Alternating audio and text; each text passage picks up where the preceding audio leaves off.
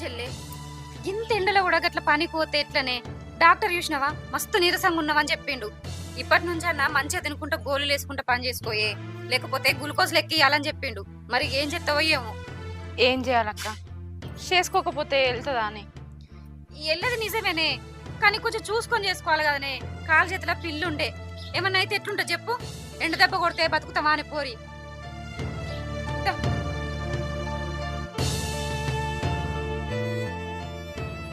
అంత జ్వరంతో పోతివి, డాక్టర్ ఏమన్నాడు బిడ్డ? ఏమన్నారే? ఎండ దెబ్బ బాగా కొట్టింది అట్నే అమ్మా, బాగా నీరసంగా ఉందన్నాడు. 2-3 రోజులు మంచిగా తినుకుంటా రెస్ట్ తీసుకోమన్నాడు, లేకపోతే గిట్నే ఉంటే గ్లూకోజ్లు పెడతా అన్నాడు. నా మాట అది ఏడింటది బిడ్డ.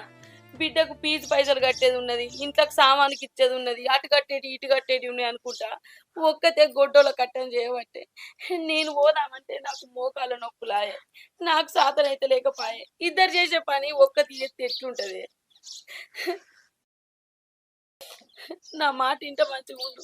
చూసినావా డాక్టర్ ఏమన్నాడు? విన్నావా? ఇప్పుడన్నా కొంచెం వినే నా మాట. ఏమైంది? ఏం ముచ్చట పెడతానవే?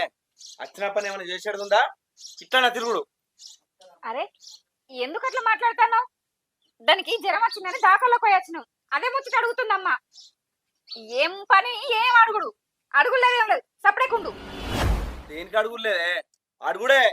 నువ్వు అడుగుతావా? నేను అడగన్నా? ఏం ముచ్చటక్క? ఏంటిది అడిగేది? అడిగేది నిన్ను కాదు, మీ అవ్వను. అత్తమ్మ భవాని పేరు మీద ఉన్న భూమి మా పేరు మీద రాయి.